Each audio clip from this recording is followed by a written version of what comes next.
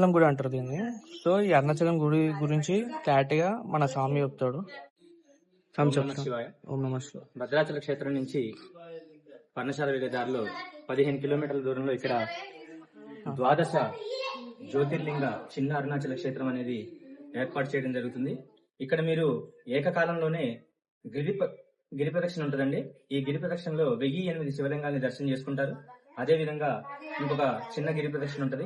ఆ గిరి ప్రదక్షిణలో ద్వాదశ జ్యోతిర్లింగాలు 12 ద్వాదశ జ్యోతిర్లింగాలని దర్శనం చేసుకుంటారు. ఆ తర్వాత గుడిలోకి వచ్చిన గర్భగుడి దగ్గరికి వచ్చిన తర్వాత ఇక్కడ సహస్రలింగం ఉంటుందండి. ఒకే శివలింగం మీద 1007 శివలింగాలను చెక్కి మనకి స్వామివారు చిన్న అరుణాచల క్షేత్రంలో దర్శనమిస్తూ ఉంటారు.